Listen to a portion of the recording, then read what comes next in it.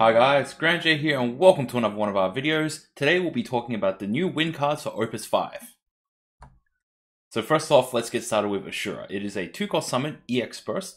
Choose one forward you control, activate it, and negate all damage dealt to it, draw one card. So to clarify this card, when it says negate all damage dealt to it, it means remove all the damage that has been previously dealt to it this turn. So yeah, that basically it pseudo heals it for all the damage it has received. It doesn't prevent damage that's going to be occurring to it. Yeah, so talking about this card, the closest comparison we have is Sylph. So Sylph activates a forward and gives all you guys plus 1000 power. Now, I'm sure it doesn't give your guys any sort of like power sort of buffs, but it does remove all damage that currently exists on the forward, which does have its niche uses in against certain matchups. So against fire and against lightning, this is particularly handy, especially because fire deals a lot of ping damage, and then lightning also does the same as well. So yeah, being able to remove all damage on your forward at a juncture is pretty good. So for example, if your opponent uses Alcid on one of your forwards, let's say 8,000 power, you can allow Alcid to deal the initial 6,000, and then when Onion Knight comes in to try to deal the following 5,000, you can cast Ashura at that point, wipe off the 6,000 damage that Alcid has done to the forward, and then all of a sudden your forward is no longer damaged. Onion Knight doesn't get to finish off your forward. And similar sort of situations with fire cards as well. So yeah, so this card actually has quite a lot of decent uses to it, especially if you also have any sort of like big forwards and your opponent say blocks with one of their smaller guys and then tries to use some sort of ability or summon to try to deal lethal damage. Then Ashura, you can use that in response to sort of clear away the damage that your forwards receive to like prevent it from being lethal. So it's pretty good in terms of that like sort of counterplay. Of course, yes, activating your forwards are pretty good as well. So against definitely against ice, activating your forwards is always going to be a strong ability. Now, this card does cost 2, but it does draw your card. So in a way, it actually is cheaper to use than Sylph because you are getting the 2 CP you're spending on it back, as opposed to Sylph where you're spending 1 but you don't get anything back. So in a way, this card is actually cheaper than Sylph and has certain other niche uses, but it does increase your power. So that's something you have to consider when you have to use this Ashura. It is the EX Burst as well, so there will be times where you just hit off an EX Burst and you do draw a free card. So it's actually pretty good, and if you compare it to Water's Fairy, it is just better than in pretty much every way, right? So you get to reactivate a guy, and you draw a card, and you get to negate damage. So Ashura is a fantastic card. Yeah, but ultimately just because the card is good doesn't mean it's going to fit into all decks. And this is probably going to see play in sort of more mid-rangey sort of decks that are using wind. Forwards that are going to be that 8,000 plus mark. Those are the forwards that are going to really be able to get value out of this because they will receive damage and they're going to not die immediately. If you're playing a lot of forwards at around the 7 or below mark, then a lot of damage will just straight up lethal them. But yeah, if you're playing sort of mid to the larger forwards, then this is definitely going to be a very easy addition to the deck. Next, we have Adele. She is a 3-cost forward, 5,000 power, has haste, and for wind, Adele cannot be blocked this turn. So this is an aggressive card. So yeah, this is definitely seems like a finisher in terms of you can play her. She's got haste, so inherently that's her ability to deal damage. And then yeah, to really sort of lock it down, she can't be blocked this turn by paying 1 wind, basically for 4 CP. If your opponent doesn't have any sort of removal, then she's going to come in for one damage. Now this sort of lends itself to be placed into a more of an aggressive deck, and it does sort of give those decks a better option to sort of finish rather than trying to use rather than trying to find ways to disable your opponent's forwards. This forward inherently by herself has the ability to haste, has the ability to prevent herself from being blocked. So this is actually a very good finisher. And I know certain wind decks are play stuff like Zemus or play stuff like Black Chocobo to try to force through that last damage. Adele basically by herself is that entire package by herself. So I think that this is going to start seeing play definitely in the wind fire or wind ice or the wind whatever decks that are more aggressive. She's just going to be a great way to sort of finish or clear those games out. Next card is Aria. So Aria is a 4-cost backup. When Aria enters the field, draw 1 card, and Dull, choose 1 forward. During this turn, the next damage dealt to it is reduced by 1,000 instead.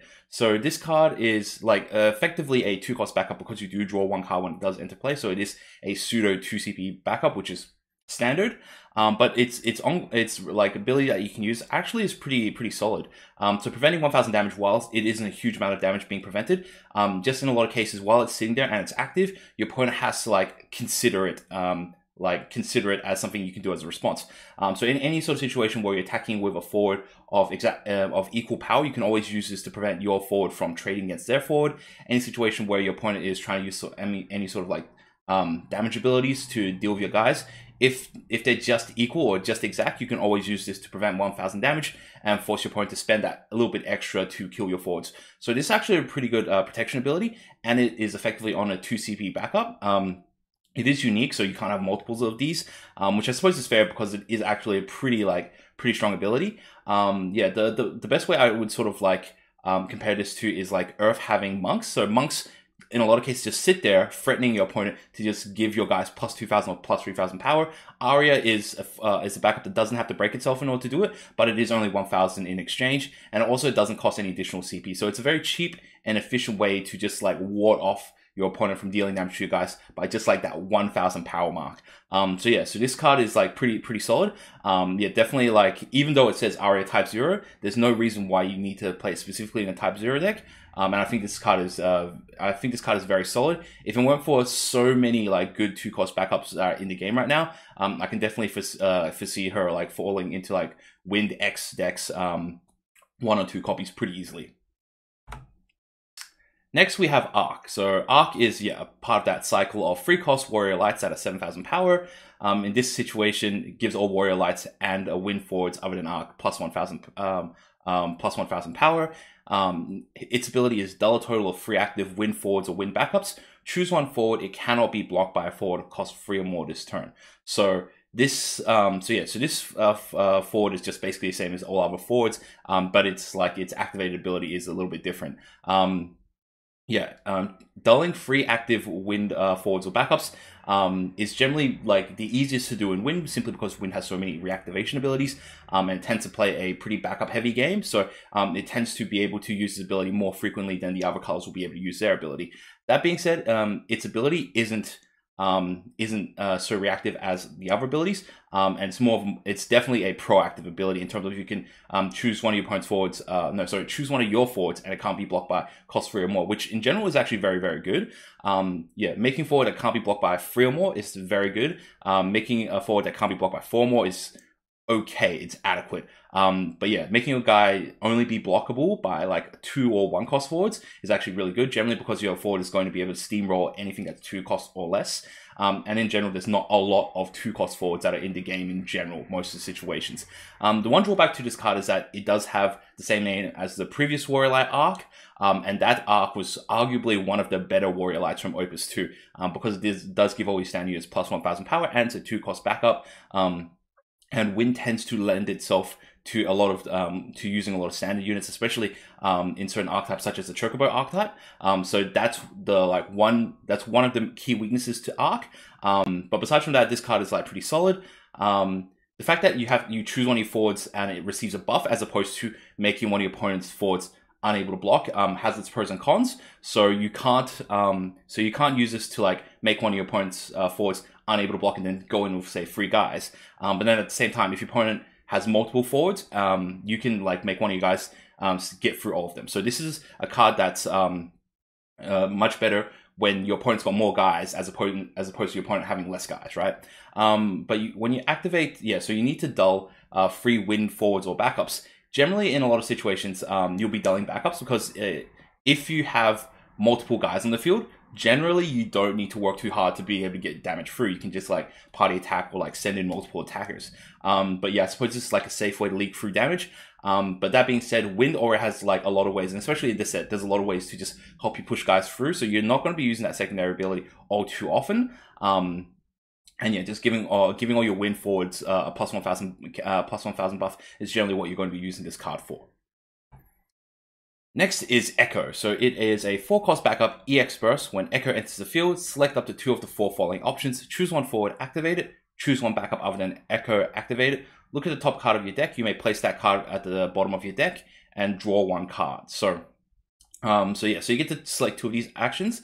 So most people can describe this card as effectively a 1 as a 1-cost backup, in the sense that if you already have a backup on the field, you can spend 4 CP, put this card into play, you draw a card, so that kind of discounts it to a 2 CP backup, and then you can reactivate your 1-cost backup, which sort of like pseudo makes this like a 1-cost backup. So in a way, it's like a more situational evoker, yeah, with some other additional abilities as well. Now, obviously, like if it's just like a more situational evoker, why wouldn't you just play evoker instead? Now, like the pros and cons is like, obviously, this is a EX burst, so there will be times where if you do receive yourself damage, you'll be able to get like a free card and you get to activate a forward as well.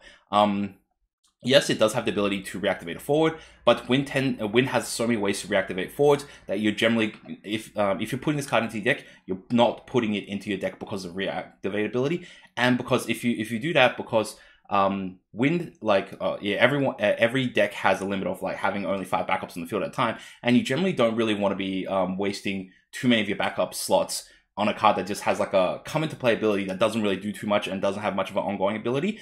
So I think that this card is like much stronger as an EX burst than as a backup that you want to put down. Yes, it's a cheap backup, but the only reason why you would play this over Evoker is because you do get like random EX burst value out of it. So this is just like a purely value card, so it doesn't sort of like make itself fall into any particular archetype. So it makes it a very difficult card to judge, because it's purely like a value card. It doesn't fall into any deck, so it's never going to be one of those backups that you automatically want to put into your deck. But in situations where you do need a couple of extra Wind backups and you don't have other ones that you want to put in, this is definitely a very easy backup to put in if you want to like conserve your resources. If you want to play something that's a little bit more rampier, then this is like a pretty like reasonable fit. Next, we have Ranger. It is a 2-cost backup. Dull, put Ranger into break zone, choose one monster of cost 2 or less, break it. So Wind now seems to have a lot of these really good 2-cost backups that just are toolboxes for a lot of situations. So previously, in Opus 1, we had Archer that could deal with small backups. Now Ranger gives Wind a solution to deal with small monsters. So the pros and cons to this is obviously like it doesn't get to hit any of the larger monsters. So any of the like larger transforming type monsters, especially from this set, like Royal Ripeness, Alodai, and all of those, Ranger's not going to be able to hit them. But there are actually a lot of monsters in this new set, like especially a lot of those auto-activated type monsters that have pretty oppressive type abilities. And Ranger does allow you to sort of clear them through and to be able to sort of like move through the game unhindered. So this actually has like more and more relevance in the game, and especially because there's quite a couple of monsters in the new set that have like ongoing type abilities or have dull abilities that are going to be just like very oppressive, that force you to play around them. So stuff like Jesper and stuff like Sicilian, these are going to be cards that, those are monster cards that like force your opponent to play in a specific way or have like this really oppressive ongoing type ability. And Ranger is just a good way to hedge up against those 2-cost monsters to deal with those. So I think, this actually gives Wind just like another great tool to deal with monsters that potentially can be like pushing the meta in a very specific way. I think this card's very solid. Like obviously it's probably not going to be a free of in Wind decks, simply because having monsters is a much more niche kind of thing than having backups. So Ranger is probably going to be like a 1 or 2, depending on how difficult you find certain monster matchups to be. Next, we have Thief. It is a 2-cost backup. It's got the ability of Wind Dull, put Thief in the break zone. Your opponent reveals his or her hand. Select one character card from their hand. Your opponent discards that card. You can only use this ability during your turn. So effectively, this gives us an ability very similar to the Wind Zidane from Opus 3. So effectively, you are kind of spending the 2 CP that you put this card down with, and then spending another like Wind and another CP. So effectively spending 4 CP in total to look at your opponent's hand to make them discard a character card from it. Obviously, because it is a backup, it does cost a little bit more than generally than like having just like a pure forward type ability. This actually like this is pretty solid. Anytime you get to see your opponent's hand is a pretty strong ability in the game, simply because you now know what your opponent has available to respond to you with. It's a lot of information. Having this information is actually really, really useful, and it's one of those abilities that's going to be much, much better for like a medium to like advanced player. Knowing what your opponent has and playing around that gives those players a lot more of an advantage in the game. The fact that you are selecting a character card, that gives you a very wide breadth of things that you can take out of your opponent's hand. So basically anything that isn't a summon, and considering summons are like mostly like between 5 to like 10 cards from your opponent's deck. As long as your opponent's got, like, say, 3 cards or more, generally you're going to be able to discard something from your opponent's hand. It is a 2-cost backup, so obviously you can play it early, and later on when you do need to clear up the backup space, you can always use this for actually pretty decent effect as well. So yeah, this card is pretty solid. Now, if you're playing a deck that isn't super afraid of specific things such as certain backups or certain monsters, then this is actually not a bad card to add into decks. So I like this card. But definitely it's not a card that sort of fits into all decks. If you are playing sort of more mid-range or sort of more grindier sort of deck, you're generally going to be able to out-advantage your opponent, so you generally might not want to spend the resource to just discard a single card from your opponent's hand, when you can force your opponent to spend a lot more resource trying to deal with your aggression instead.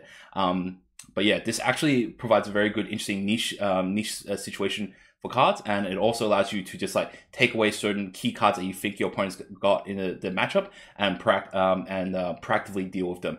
So yeah, so for example, if your opponent has if you think your opponent's got something like a Shantoto or any sort of other key card that helps them win the matchup, like Emperor per se, you can just use Thief, check out your opponent's hand, and if they happen to have that card in their hand, then you can just like get rid of it. It's a pretty handy way to do those sort of things.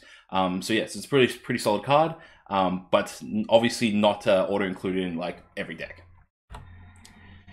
Next we got Sid Paula Deana. It is a 4-cost forward at 8,000 power, so it's on curve. When Sid Paula Deana enters the field, your opponent reveals his or her hand. So yeah, as we said before, pretty strong sort of effect to have for like more advanced players. But when Sid Paula Deana deals damage to a forward that costs 5 or more, increases damage by 4,000, and when Sid Paula Deana is dealt damage by a forward that costs 5 or more, reduces damage by 4,000 instead. So this is basically, yeah, it's obviously a forward that's used to counter other forwards of cost 5 or more, and this is like a general theme that Wind has. Out of all the cards that deal with forwards that cost 5 or more, I do think that this is probably one of the more lackluster ones, because you do have to attach it to a forward body, and this forward doesn't really do all too much by itself, and it has to very specifically fight those 5-cost forwards in order to deal extra damage to them. Otherwise, it's just like a vanilla 8,000 power forward. Yes, it can block larger forwards, but if its only ability is to just block larger forwards, then it's kind of lackluster as well. So overall, this card doesn't counter the thing that it's supposed to counter hard enough to warrant it as a way to like counter out 5 or more forwards of cost 5 or more. Generally, you're going to be using other cards instead, such as later in this set we'll be talking about Diablos. Next we have White Mage. It is a 1-cost standard unit 4 at 3,000 power. Put White Mage into a break zone. The forwards you control don't receive any damage from summons or abilities this turn. This card is a pretty strong card, especially in certain matchups. Unfortunately, because this game doesn't use a sideboard, then this card is really not going to see any play, because its body is just kind of like a little bit too lackluster, and it doesn't really sort of have any additional sort of effects that can make it good in other matchups where you do draw into it. But yeah, so that's like the real unfortunate drawback about this card. If the game did have like a sideboard, then potentially this card will see play to help deal against like fire and lightning type matchups. But yeah, otherwise, because it is its body is kind of too small, so unless it's used specifically to counter summons or abilities that deal damage, it really has no value in the game. And yeah, so in a situation where you are top decking or you are drawing cards at the top of your deck, drawing a card like this may not be what you need. And yeah, it's a bit of a problem. So yeah, so because of that, probably won't see much play. Next we have Elementalist. It's a 2-cost 5,000 power standard unit forward. For Wind Dull, choose one forward you control. It cannot be chosen by your opponent's summons or abilities this turn. Now this is actually a really strong ability, but the caveat is that it is a dull ability and it is attached to a 2-cost 5,000 power forward. So yeah, so obviously because of the dull ability, you have to wait an entire turn for it to cycle around to your turn in order to have this ability online or be able to threaten your opponent with this ability, even though it is actually a very strong ability. And also the fact that because it's on a 5,000 power body, it is reasonably easy to remove it as well. So yeah, so because of that, it's very difficult to keep this guy around in order to protect your guys. And in general, Wind already has quite a lot of good pieces that do protect your forwards. And there are a lot of forwards, especially in Wind, that already are immune to summons or abilities. So this doesn't really add much to the Wind archetype itself. Potentially, it can add more to other colors, but in those sort of situations, you've got 2 colors. The card pool you're working with is 2 colors, and generally because of that, Elementalist, its power kind of just falls too low to sort of justify in a 2-color deck. Next, we have Semi Lafina. So it is a 2-cost backup, and this card is crazy good. So the cost required to play Star Symbol onto field is reduced by 2. And for win-win 1, choose 1 forward, deal 1,000 damage. So let's talk about that first. So first of all, win-win 1, choose 1 forward, deal 1,000 damage. It's okay. Alright, it's not amazing, but the fact that you can always threaten to like spend free CP to deal 1,000 damage is like useful. Yeah, it is useful. The fact that you don't have to dull it means you can do it multiple times a turn.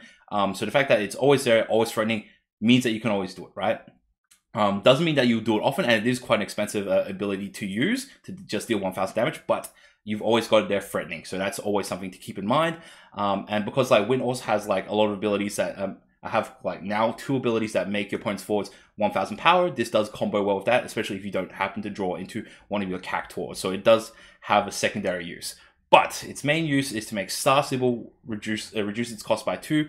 And Star Symbol is already a really strong card. So I've got it on screen here. It's a 5-cost backup EX burst. Search your deck for a category 11 character, and other than Star Symbol, add it to your hand. And also dull, break it, choose play 1 forward of cost 6 or less from your hand onto the field. Use this ability only during your turn. So Star Symbol is already superly good. So in this game, we have a whole bunch of free cost backups that search your deck for a category whatever forward, right? But Star Symbol is search your deck for a category 11 character. So already that just widens the net up, right? And so it's normally a 5-cost backup. But with Lafina, it reduces the 3-cost backup, so it puts it on par with everything else, right? But its ability has a wider net, and it's got EX burst, because usually like those 3-cost backups don't have EX burst attached to them. And Star Symbol has a way to break itself for a pretty strong ability, actually. So just break itself to put in a guy that costs 6 or less. Generally, Earth abilities that have similar type of ability like this, such as Tama, require you to pay a huge amount for this, and this is just a dull and break. So this is superly good, and it means Lafina, you can use it multiple times during the game. You can literally play Star Symbol, search for something, next turn just break the Star Symbol, put something in for free, and then play another Star Symbol for free CP, and then EX and get the ability to just search for another one. So this literally this card is going to create an entire like Star Symbol archetype using Wind and Earth. So this is like superly strong. But like obviously it does force a certain archetype, but in this archetype it's really, really good. So I'm really interested to like really experiment with this card and see how much like crazy stuff we can pull off with this combo. Next we have Chocobo. It is a 3-cost standard unit 4 at 7,000 power. If Chocobo forms a party, Chocobo doesn't receive any damage. Now, even though it has this ability of like not receiving damage when it forms a party, it's actually going to be one of those forwards that doesn't form a party all too much. Even though Chocobos have this theme of they're supposed to attack as a party, this Chocobo is going to be one of those forwards that literally does not attack a party. Like that box might as well be blank. Simply because in like Wind, or especially the Chocobo archetype, there's so many buffs for it, right? So you've got Arc, which gives all your standard units plus 1,000 power, and then you've got Fat Chocobo that can dull itself to give one of your Chocobos plus 2,000 power. And this combined with No generally means all your Chocobos are like getting the Fat Chocobo buff during the turn. So this Chocobo being like a base 3-cost 7,000 power is the reason why you're playing this card. So this is a card that's on curve that has older qualifiers to receive all these other cool free bonuses. So yeah, with just an Arc by itself, it's a 3-cost 8k. You add a Maria, that's a 3-cost 9k. You add in a Fat Chocobo, and that's going to like plus 10k sort of like mark. So this card is never going to be party attacking unless you like potentially have it with a Black Chocobo or something. So yeah, so this card might as well read blank because it's just straight up too big for most forwards to just conventionally block. And you're generally not going to want to attack on like another forward to attack with this guy, because this guy's generally going to be big enough to like run over most guys. But this card will see play simply because he's a 3-cost 7k Chocobo. So good card. Its ability might as well be worthless because its like base stats are just so good that it doesn't need it in general. Next we got Chocobo Night. It is a 3-cost 3,000 power forward. We've talked about this a little bit in some of our earlier spoilers. So yeah, when it comes into play, search your deck for a Job Chocobo or card name Chocobo and add it to your hand. Dull, play 1 Job Chocobo or card name Chocobo of cost 4 or less from your hand onto the field. So this basically allows you to put down anything that's not Fat Chocobo from your hand onto the field. And yeah, it's another way for you to search for. For all your Chocobos as well. It is more expensive than Izana, which cost 2, was a 5,000 power forward, and it search your deck for any Chocobo. But yeah, this card does have its secondary ability, and it is a standard unit as well, so you can play multiple of these guys onto the field at the same time. And being able to make your Chocobos free is really like really strong ability. Basically, its dull ability allows you to gain like 3 to 4 CP for free every single turn. So yeah, it's quite strong, and it's definitely a very quick addition to any sort of Chocobo deck. Probably not free of, but like as a 12, it's going to be very, very solid. Next is Diabolos. I did talk about this card a little bit earlier in some of the earlier spoilers. It's a 5-cost summon. Select 2 of the following actions. Choose 1 forward of cost 5 or more, break it. Choose 1 forward of cost 4 or less until the end of the turn. Its power becomes 1000. Activate all forwards you control. Activate all backups you control. So people will talk about this card and say, oh yeah, cool. Like effectively allows you to like do one of the first 2 abilities for free, right? So it's like, oh, choose 1 forward of cost 5 or more, and then activate all backups you control. So it's like, oh, cool. So it's a 0-cost kill a guy that's 5 or more, right? But the way I sort of see it is that that's only if you have 5 or more backups, right? So if you only have 3 backups, or if you only have 2 backups, then this card basically becomes significantly more expensive. So in the ideal situation, yes, you are killing 5-cost forwards for 0 CP, or you're making a 4-cost forward, 4-cost or less forward, 1000 power for 0 CP. That's an ideal case. But I think after sort of thinking about this card a little bit more, I think the better way to sort of look at this card is that it's one of those high-end summons that decks can use to sort of clear out the field. So Fire has Bahamut and Lightning has Raiden, and these are like 9-cost summons that deal with 2 guys on the field at the time.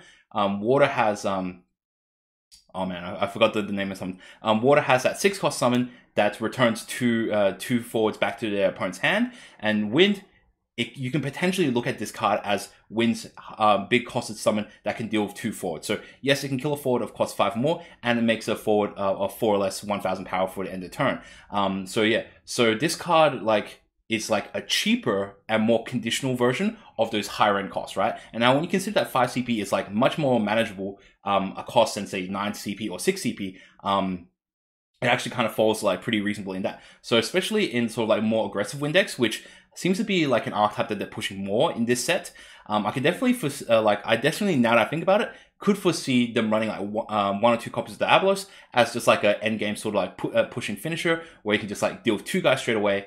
And just like send a whole bunch of forwards in, and yeah, and like outside of that, it's got value in situations where you don't have like both a 5-cost like a 5-cost forward and like a 4 or less cost forward, in terms of you can always use it to like reactivate backups or reactivate forwards as well.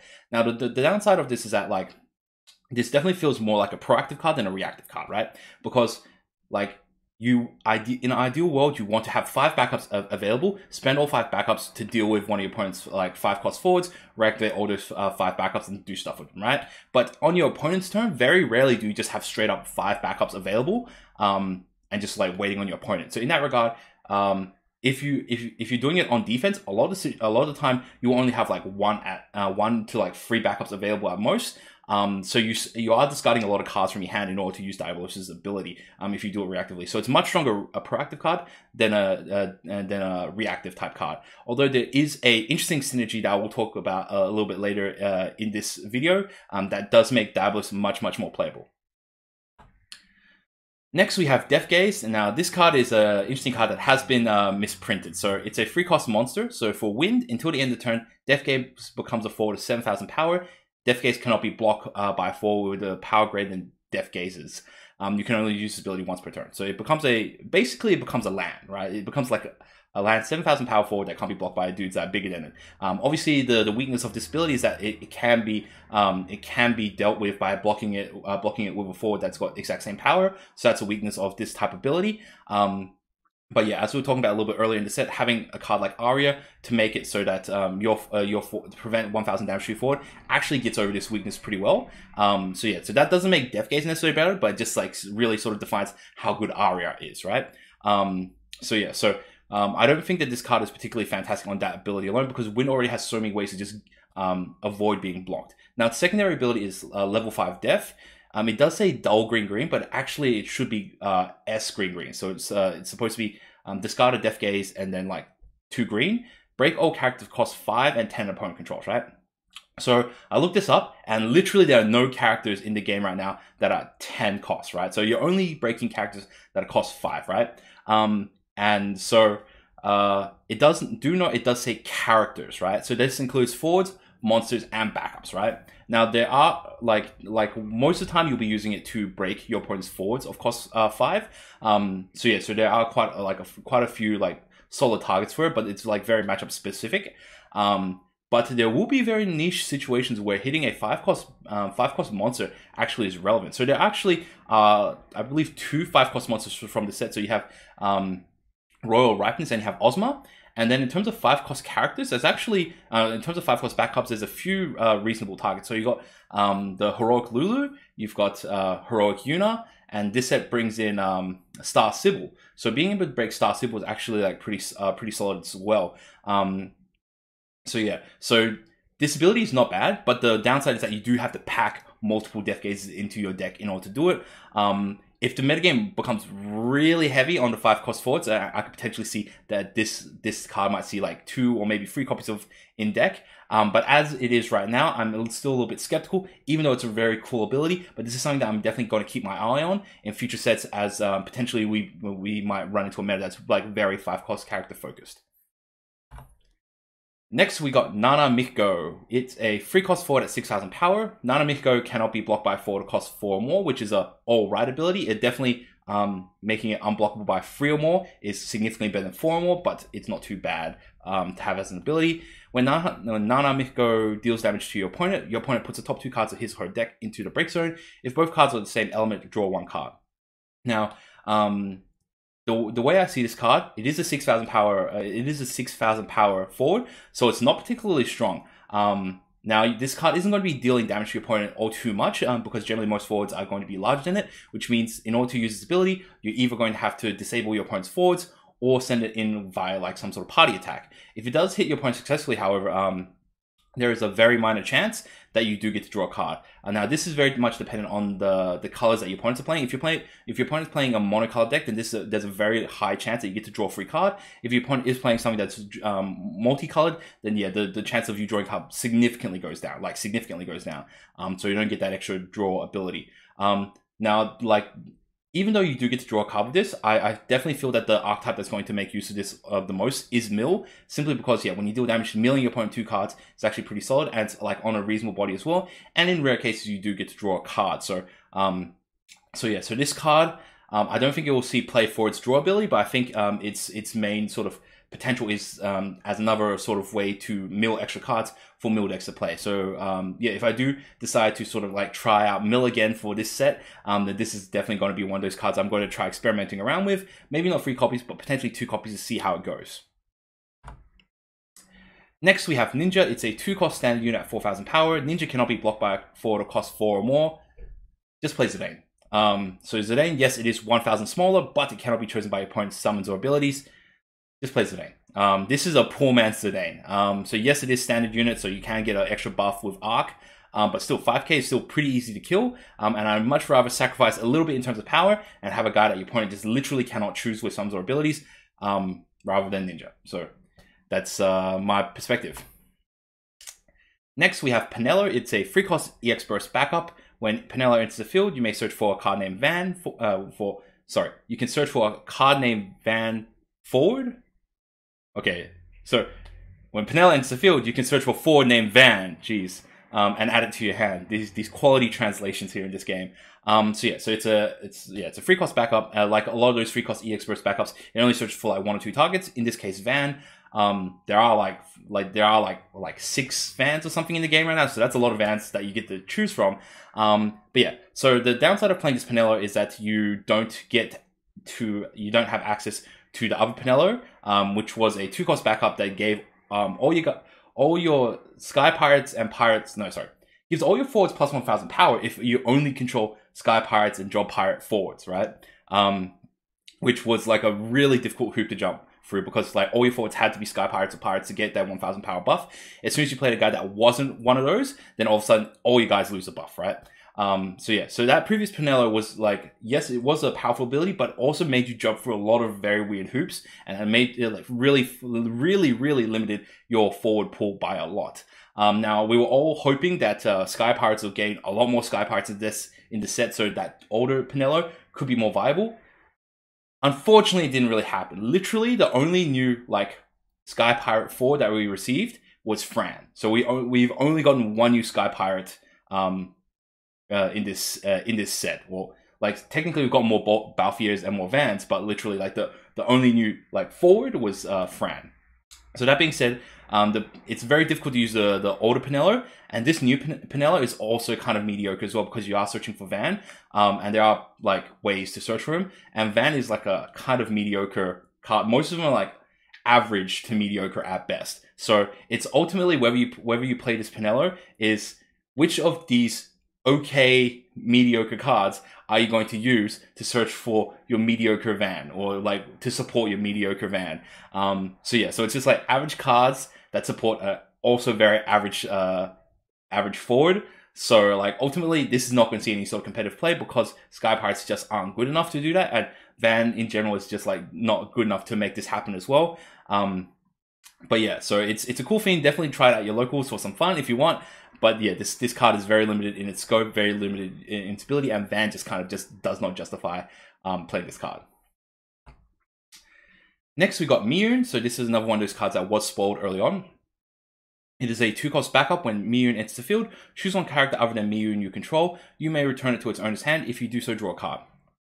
Now, the more I sort of thought about this card, like the more I actually kind of like it, right? So obviously, like you can use it to return any sort of backup type ability that has an interplay ability, such as Raban, such as Mustadio.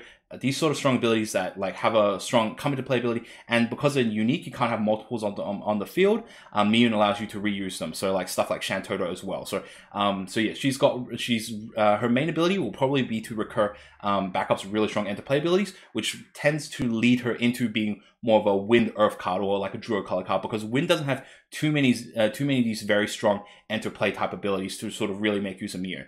Obviously, she also combos well with forwards as well, in the sense that if there's any strong forwards that you want to reuse, then yeah, Miyun allows you to pick them back up. So stuff like Alcid, stuff like Vivi, you can pick them back up to use their abilities again, so that's very strong.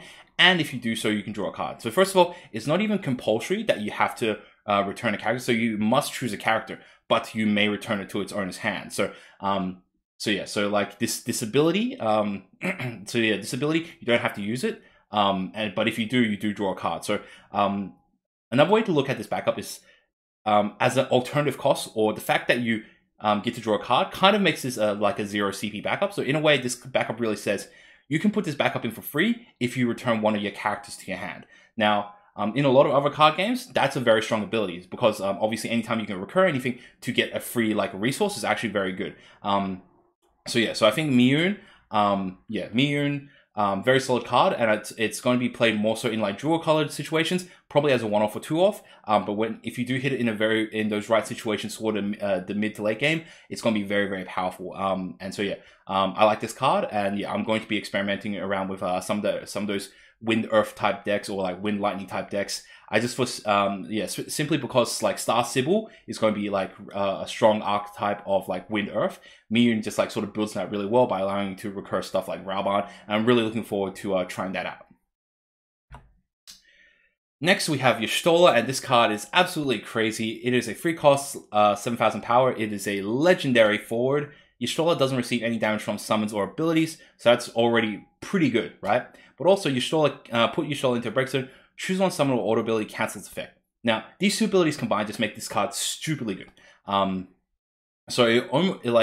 As like just like a common or heroic, having that first ability that doesn't receive damage from summons or abilities, already very solid. But its secondary ability just gives your board so much protection. Any sort of situation where your opponent has a big summon or a big auto ability, you can always just like sacrifice Y'shtola to like cancel those effects. And the big one that this is going to be canceling out is Shantoto, right? So if your opponent ever plays a Shantoto, generally it's because your opponent's losing on field and you've got like multiple guys on the field. You can just sacrifice your Shantoto to cancel that ability out. So any sort of situation where your opponent uses a summon or auto ability to like deal with multiple of your guys, you can basically say, I limit the removal or the impact of your removal to just this one card. So yeah, Y'shtola has like super huge amount of versatility, and it's on curve as a forward as well. Typically, you would have expected like a forward like this with these sort of abilities to be like a free cost 6k or something, but being a free cost 7k is just like makes it a tad more overpowered than you would think, right? So yeah, so this is a very strong card. If you haven't picked up your multiple copies of this card, definitely pick her up.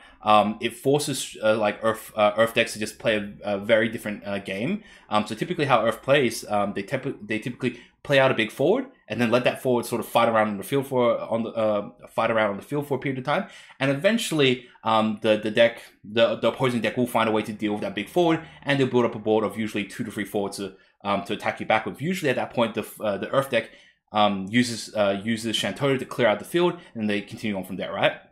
Now, if you do manage to equalize the board, against Earth play, and then you put Y'shtola down, your opponent, like the Earth deck, has to work significantly harder now to fight back for the field because of Y'shtola. They can't just use Shantota to just like wipe the field and like start the field from scratch. So yeah, Y'shtola is stupidly good. And yeah, it's just like a lot of crazy protection. Wind is going to be one of the most popular cards in this format. And yeah, and this is going to be one of those reasons why.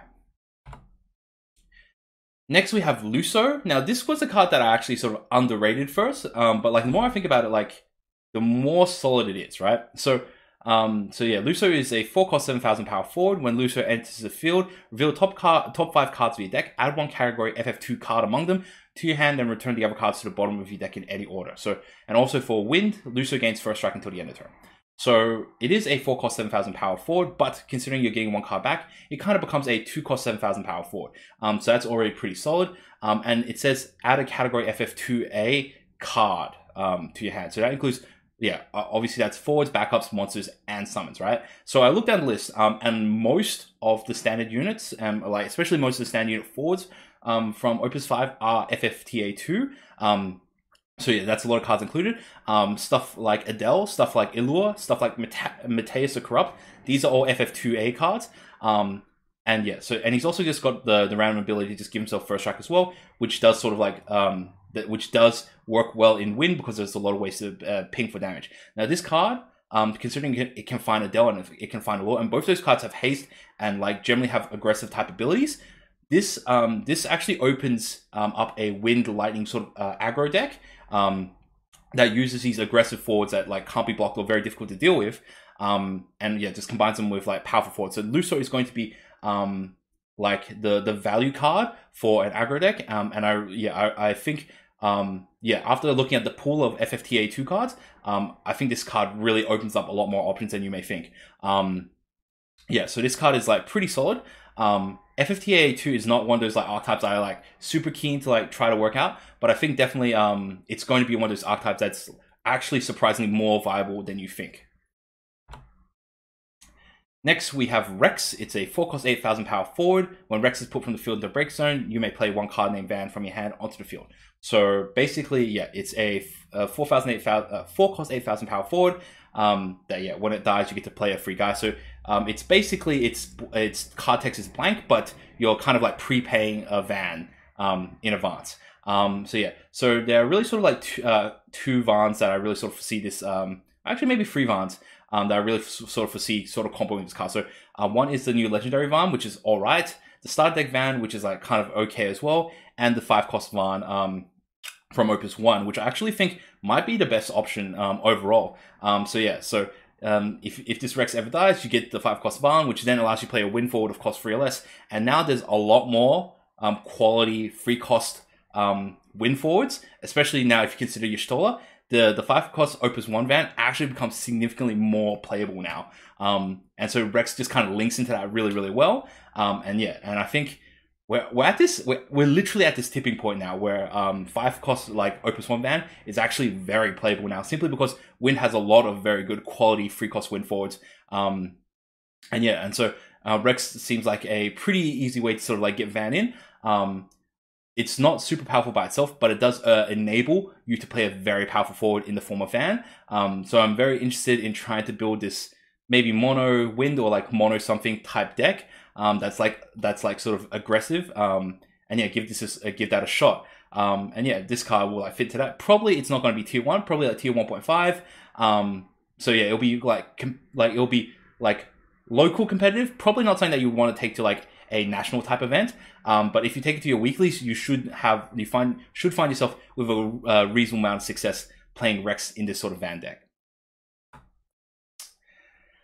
Next we have Layak. It's a 1-cost monster. When a forward your opponent controls attacks, put Layak in their break zone. If you do so, activate all characters you control, draw 1 card. So this is probably the most nuanced monster, or probably actually I might say it's probably the most nuanced card that Win got this set, right? In the sense that it's very easy to play this card good and very easy to play this card badly, right? So let me break it down, right? When your opponent attacks, it reactivates all your characters. So first of all, it reactivates all your characters. So that's both your forwards and your backups, right? So that's really, really strong. And you draw a card. So effectively, it's a 1-cost monster that draws you a card. So it kind of replaces itself. So you pay 1 CP for the potential to just reactivate all your stuff at some point when your opponent chooses. So that's like straight up, that's a lot of value, right? Even if you're getting like, say, 3 backups back, that's like, actually like 3 backups back is not too good. But like, let's say if you have like 5 backups, reactivating 5 backups for just like 1 CP, even though your opponent gets to choose when, is actually pretty solid, right? So like in terms of value, it's actually really good value, right? Now, there are some caveats to it, right? So this is a card that's generally much better if you have the biggest forward on the field, right? So the issue is, the issue when you have the biggest forward on the field is, cool, you've got the biggest forward on the field. If you attack, your opponent isn't going to block, right? But all of a sudden, you don't have your big guy ready to defend. So if your opponent has like multiple small guys, you attack with your big guy and the small guys just like rush you for like 2 damage, right? So Layak is really good when you got the biggest guy on the field because you can attack with your big guy. As soon as they attack, your big guy reactivates and you can block them, right? But if you do not have the biggest guy on the field, Layak becomes like worthless in the sense that, cool, your opponent's got the biggest guy on the field. That means you're not going to be able to attack in general, right? So if your opponent's got like a 9k and you've only got like a 7k, you're not going to be able to attack through because they'll block you, right? And then all of a sudden, your opponent just attacks you with their 9k, and you waste this ability, you reactivate a whole bunch of stuff, but your forward's already active, right? And then so you don't really get value out of this card when you have guys smaller than your opponent, right? So this is a card that you can't just put out at any point. You generally want to put this card out when you have the biggest guy on the field, right? And that's its value. Now, as I mentioned earlier in this video, the fact that this card can reactivate your backups does open up some very interesting things for Wind to do, right? So Wind has now 2 pretty solid 5-cost summons, okay? One is Diablos, and another one is Valor. Now, the biggest problem with these summons was that they cost 5 backups, and if you use, and generally it's very difficult to use a 5-cost summon reactively because you generally don't have 5 backups on the field to do that with, right? But if you consider Layak reactivates all your characters, if you have 5 backups on the field, if your opponent attacks, you get the Layak ability to reactivate all 5 of your backups. You now get 5 CP to cast something like Diablos, to cast something like Valor, and it doesn't cost you any cards from your hand. And Layak kind of replaces itself anyways, right? So Layak is actually really, really strong in any sort of win ramp decks, and especially in mill decks, where you can now play just like spend 1 CP, put a Layak down, and your opponent's going to aggress you. They're going to attack you. The moment they attack you, reactivate 5 backups, put a Valor down, bounce everything back, and you've literally discarded no cards to just reset the field. So this card is good for aggressive, sort of aggressive mid-range decks, and also it's quite good for like combo control decks. So this card is actually surprisingly underrated. So it's really strong with any sort of for any player that can sort of plan ahead and make these big combo plays. But for players who aren't particularly good planners, I could definitely foresee them just putting this down, and all of a sudden your opponent gets to trigger this off, and you do not get any sort of worthwhile value out of this card because you played at the wrong time. So it's one of those cards that you can't just play at any point. You have to play at the right situations, but when you do play at the right situations, this card is very, very powerful. This card is going to be underratedly good, and you'll be surprised at how solid this card can be. And finally, we have the final card, Sicilian. So it is a 1-cost monster. Dull, choose 1 forward. It can only be blocked by a forward of cost equal or inferior to its own this turn. It can only be. I do not know why they sort of use these this really weird English. They could have just said can't be blocked by a forward with whatever. Can't be blocked by a forward of cost equal. Can only be blocked by a forward of equal or lower cost this turn. Right? Oh man. Need more of my morning coffee. To reiterate, you activate this, choose a forward. yeah, it can only be blocked by a forward of equal or lower cost this turn, right? So there are two situations where this is good, right? So the first situation is if you have a forward and its power is significantly above curve, right? So if you have like if you have like a free cost forward that's like 10,000 power, yes, your opponent might have a free cost forward to block it, but their free cost forward is probably not going to be bigger than your free cost forward, right? And the other situation where this is good is if you have a whole lot of lower cost forwards, such as 1 and 2 cost forwards, and your opponent just don't have forwards at that cost, right? So that being said, this card I feel actually lends itself more to being played in in any deck that Lena shows up. So Lena, allows you to replay water forwards that cost 2 or less, and there are 2 really good targets for it in the game, and one is Knight, which is a 2 cost forward that usually sit around like the 8,000, 9,000 mark, and Fame Mimic Go-Go, which is a 1 cost forward at 7,000 power, right?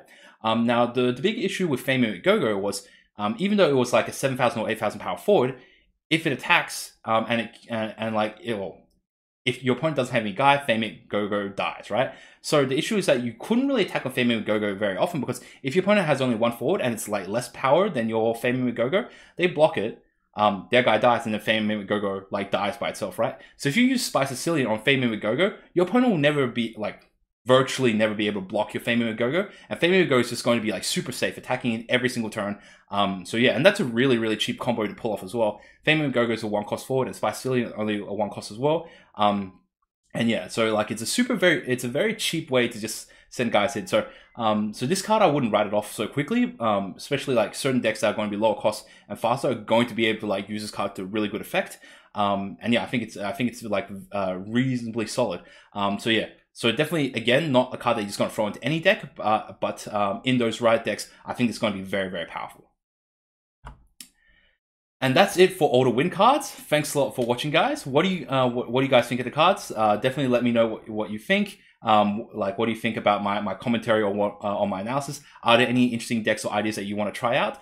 Definitely put them in the comment section below. I do like chat with you guys and sort of follow up. And I do answer any sort of questions. So if you have any of those, let me know as well. If you enjoyed the video, please thumbs up and subscribe. It helps out with the YouTube algorithm and all that sort of stuff. And otherwise, I will catch you guys later as we move on to the next video, which is the set review for Earth. So until then, Grand J out.